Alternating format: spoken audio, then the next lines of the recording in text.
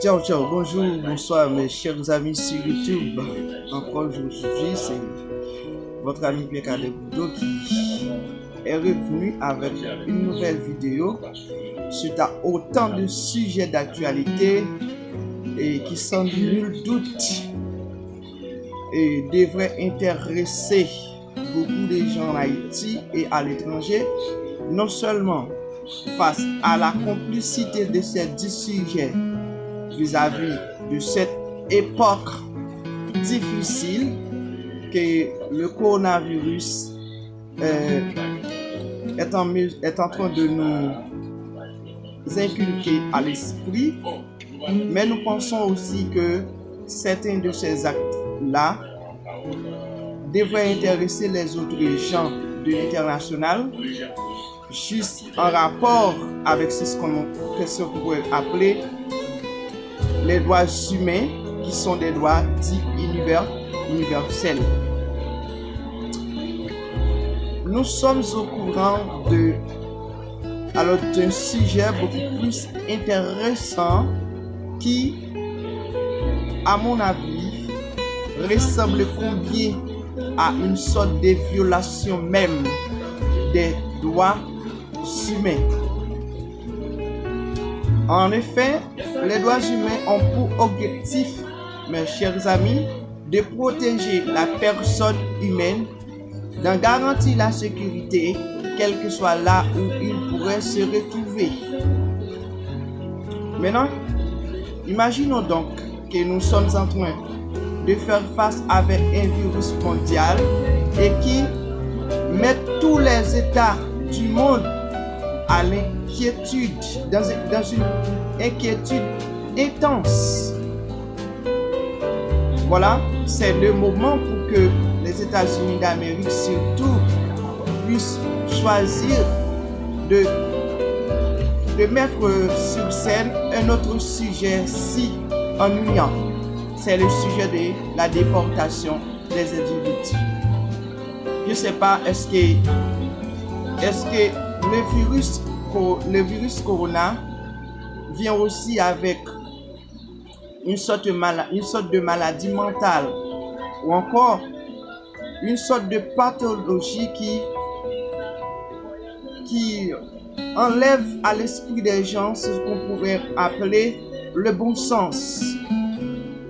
Parce que imaginez-vous donc, on est dans une crise mondiale où ce devrait être la sensibilité des gens qui devrait se faire voir, qui devrait se montrer. Là, comment je pourrais appeler ça, ce devrait être la tolérance.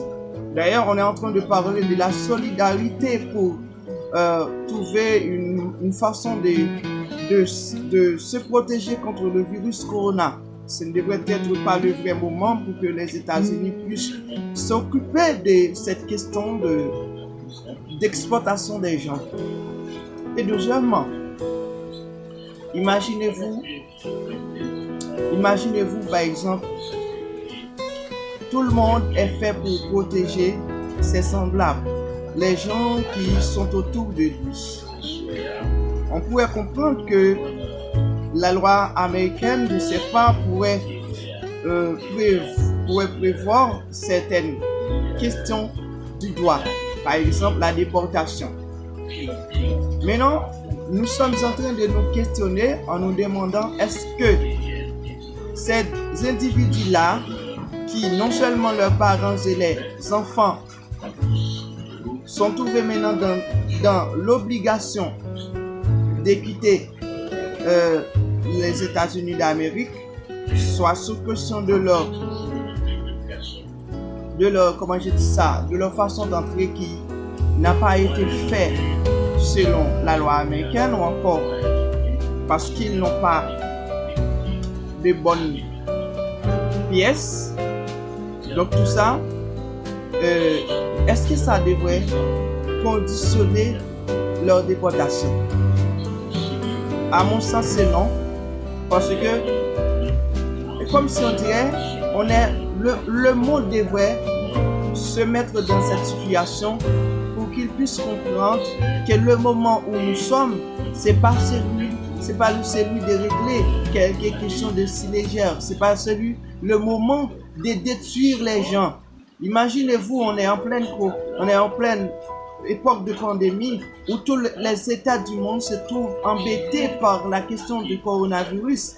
Maintenant, comment se fait-il? C'est le même moment que les États-Unis se profitent pour exporter les gens, pour propulser les gens vers leur pays sous prétexte qu'ils n'ont pas les pièces requises pour un voyage juste, pour les voyagistes. Mes chers amis, je me demande, est-ce qu'il n'y a pas question de quelque chose d'autre? Une autre chose, imaginez-vous, mes chers amis, notre président de la République négresse haïtienne, Jovenel Moïse, a été sous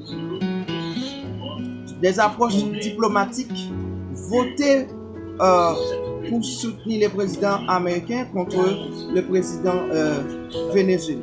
Et tant d'autres choses. Les Haïtiens ont beaucoup fait au bénéfice des États-Unis d'Amérique. Donc, les États-Unis d'Amérique devraient user autant de tolérance pour les Haïtiens que d'autres nations. Parce que nous, les Haïtiens, nous mettons presque toujours à côté des États-Unis. Et peu importe leur direction, surtout nos dirigeants ne pensent que les soutenir. À chaque fois que les États-Unis prennent une décision, c'est toujours cette décision qui influence notre État à nous, ici.